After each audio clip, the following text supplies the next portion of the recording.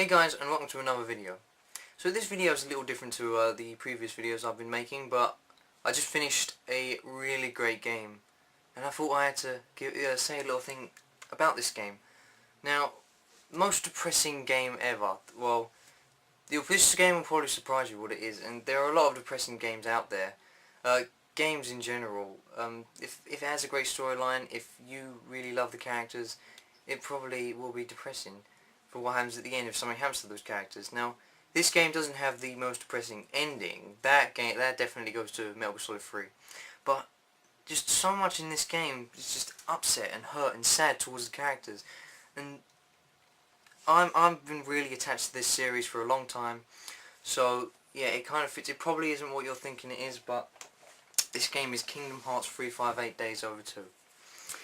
So I'm not gonna spoil it. I'll put a little annotation aside for when the spoilers come in, so you can stop watching the video. So how the game's set out is that you play 358 days of the character of Roxas's life in the organisation he joins. It won't make much sense to you if you haven't played the Kingdom Hearts games. When it gets to about 100 and something days in, it's just pain and sadness for every single character. No character has a good ending. Throughout the whole game it's reminding you that there's bad stuff happening in the game. And there are so many characters in this game, and it's so long that you pretty much get attached to every one of them. And you can't help but feel upset for when they all crash and burn. So if you don't want to see spoilers, I suggest you turn this video off now. But before you do, please leave a comment saying what game you think is the most depressing game you've ever played. Try not to say any spoilers for people who might get upset. But yeah, sure, definitely. Please tell me what game you thought was the most depressing.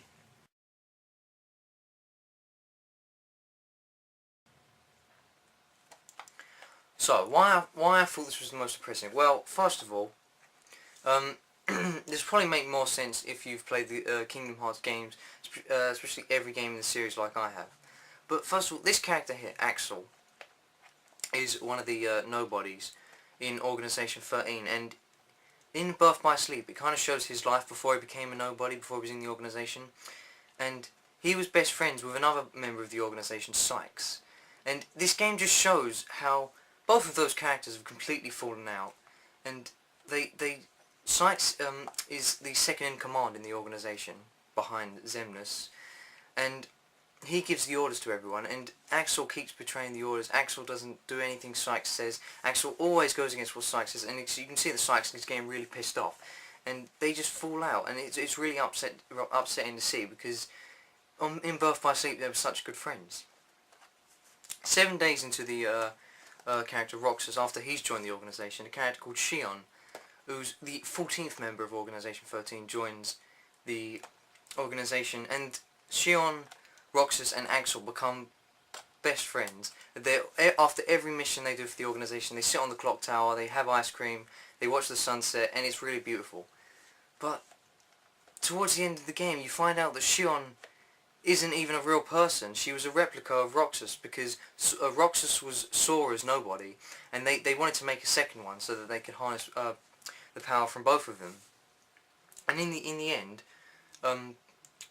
it turns out they have to split the power between them, so they can only have half and half, or one can have 70 and one can have 30. And Shion starts taking all the power away from Roxas, so Roxas becomes really weak. He has no idea why, because Roxas is just kept in the dark throughout the entire game. He's working for them. He doesn't even know what he's doing.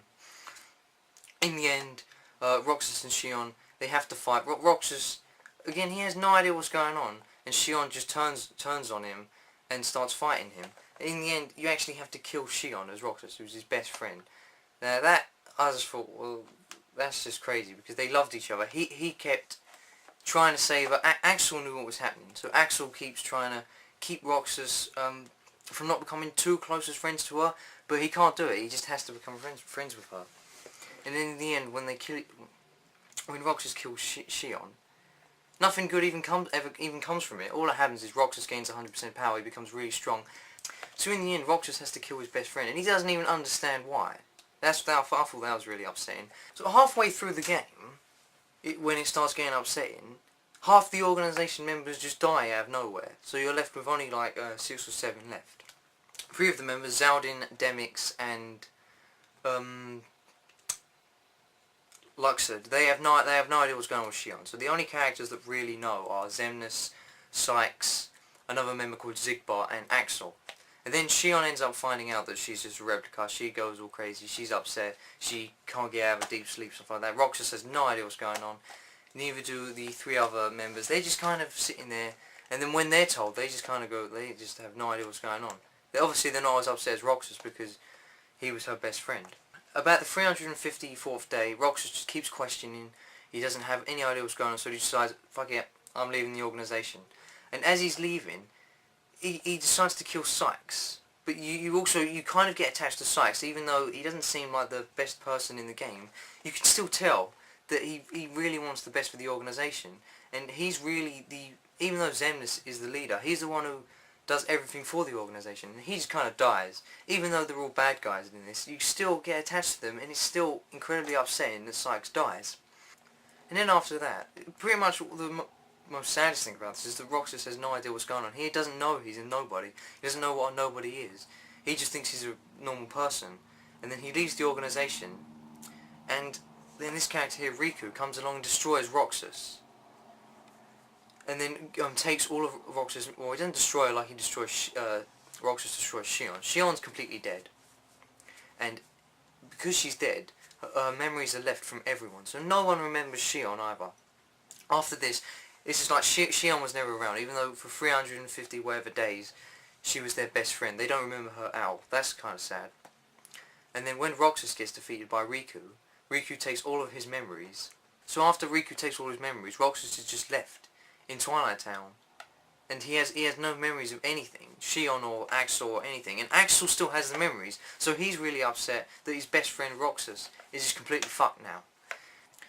Even Riku doesn't have a happy ending. In the end, he just wants to do what's best for his friend Sora, and to do that he has to let Shion give her memories back to Sora as well as Roxas.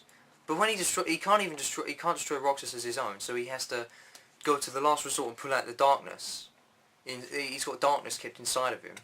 He has to use it to destroy Roxas, and that ends up just making giving Riku the form of Ansem, who was the bad guy in the first Kingdom Hearts game. So Riku's completely succumbed to darkness now. So to sum up, half of the organisation are dead. Roxas is defeated and left with no memory. Shion has been killed by her best friend, which Roxas had to do. Axel was known the whole time and seen just distress from Roxas and Shion, and still remembers everything about Roxas. So he's completely upset that Roxas has left the organisation. Sykes has been killed by Roxas, and then the rest of the organisation are just there, like living happy lives. But then Riku succumbed to darkness. So no main character in this game has a happy ending. Half of the game, and half of the game is like 12, 13 hours. Half of the game is depressing. Now just after I complete this game, it kind of just triggered in my head that sad shit has been happening throughout the whole game. And I just bawled my eyes out during the credits. Too much stuff had gone on that I couldn't cry. So yeah, thanks for watching, and again, please leave a comment saying what the most depressing game you've ever played is, because I'm pretty sure it won't be this. This is quite a surprise for many, I'm assuming. Thanks for watching, and I'll see you in the next video.